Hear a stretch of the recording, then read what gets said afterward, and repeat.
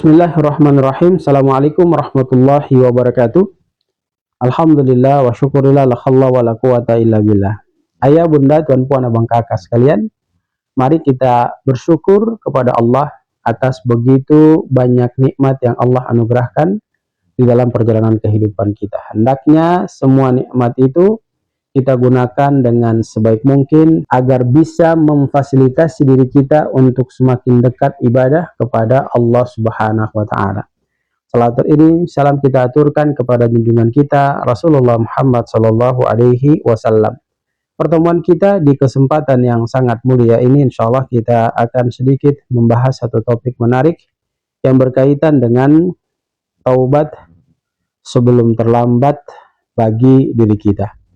Saudaraku yang sama berbahagia, kalau kita melihat fenomena yang ada saat sekarang ini, kenyataan yang kita dapati dalam kehidupan kita, banyak orang di antara kita itu menunda-nunda taubatnya dengan dalih nanti saja karena masih dalam kondisi muda, dan kemudian kalau sudah tua baru mereka bertaubat. Padahal sesungguhnya ajal yang mendekati kita itu tidak menunggu kita dalam kondisi anak-anak, remaja, maupun dewasa dan kemudian tua, lantas langsung kita diwafatkan oleh Allah Subhanahu wa taala. Kalau kita mau pelajari dengan baik ketika kita berziarah ke kuburan mengantar orang yang meninggal, maka di situ kita akan dapati kuburan yang ukurannya kecil, sedang, besar, yang memberikan informasi kepada kita bahwa kematian itu tidak mengenal usia. Di saat kecil, kalau sudah ditakdirkan untuk diwafatkan oleh Allah, maka dalam kondisi kecil itu diwafatkan. Kalau remaja, kemudian ditakdirkan Allah untuk diwafatkan dalam kondisi remaja, maka dalam kondisi remaja dia diwafatkan. Dan kemudian tua, ketika sampai pada usia tua baru diwafatkan oleh Allah Subhanahu wa taala.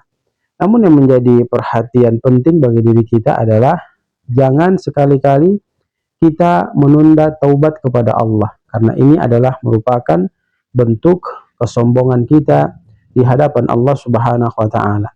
Dalam Quran surat Az-Zumar ayat ke-53, Allah mengingatkan kita dalam firman-Nya, A'udzubillahi minasyaitonir rajim, Qul ya ibadi alladzina asrafu ala anfusihim la taqnatu min rahmatillah. Innallaha yaghfiru dzunuba jami'an innahu huwal ghafurur rahim.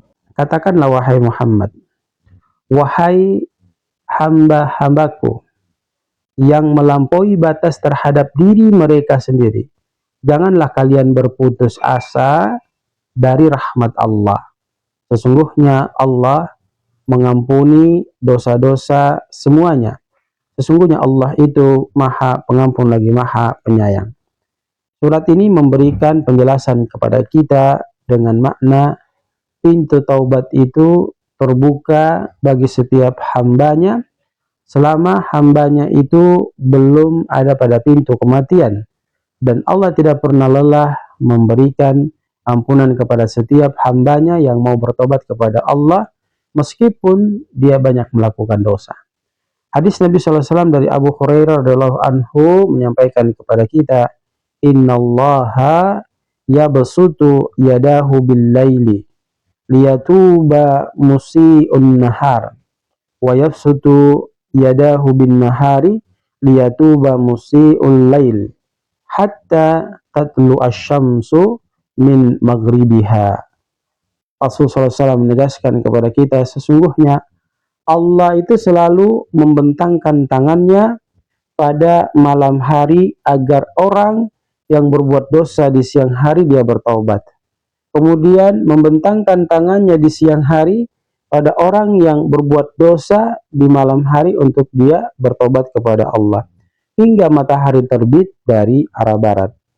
Kemudian hadis dari Ibnu Umar radhiyallahu anhu menyampaikan kepada kita, Rasulullah SAW bersabda, Innallaha yakbalu taubatal abdi ma lam yughargir. Sesungguhnya Allah menerima taubat seorang hamba selama nyawanya belum sampai di tenggorokannya. Hadis riwayat Tirmizi, nomor hadis ke-3537. Makna hadis ini menyampaikan kepada kita selama masih hidup jamaah sama dirahmati dan dimuliakan Allah, dan kemudian belum sakarat, kesempatan taubat masih terbuka bagi diri kita.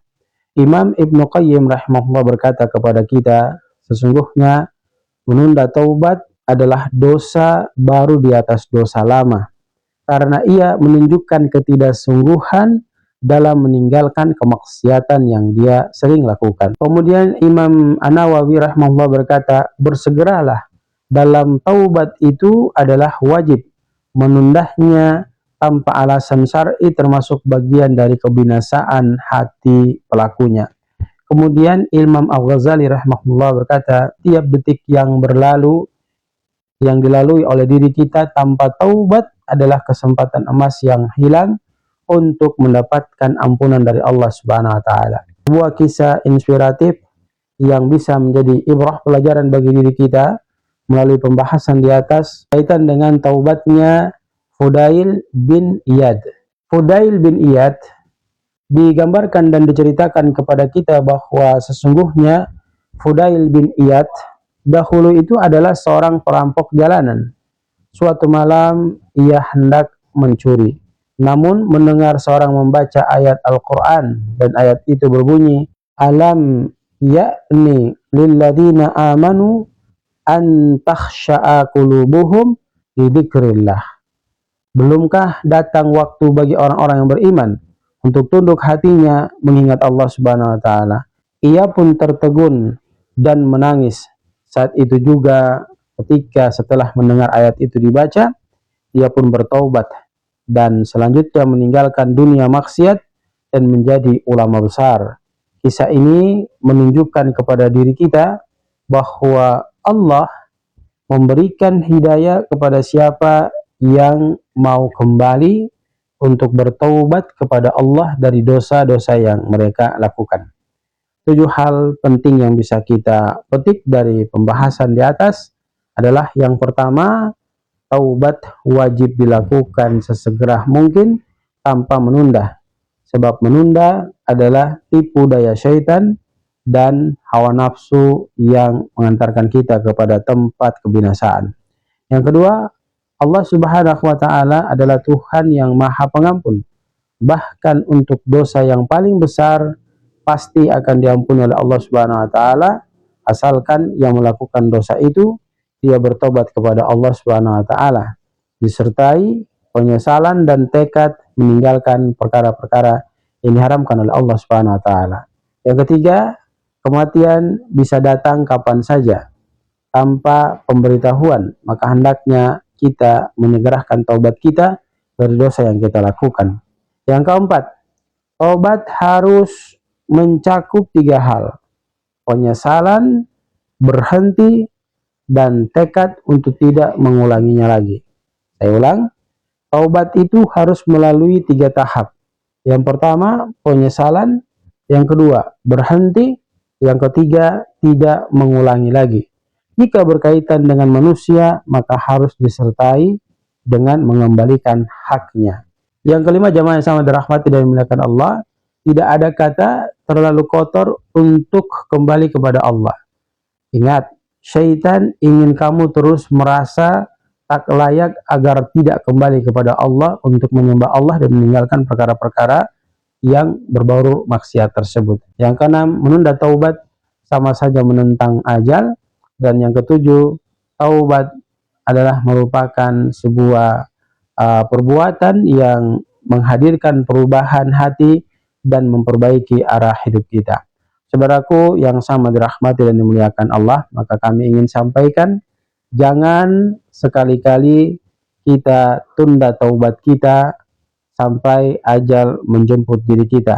Maka ingatlah, sesungguhnya setiap detik, menit, jam, hari, bulan, bahkan tahun yang kita lewati adalah merupakan kesempatan emas untuk kita kembali bertaubat kepada Allah dari dosa yang kita lakukan.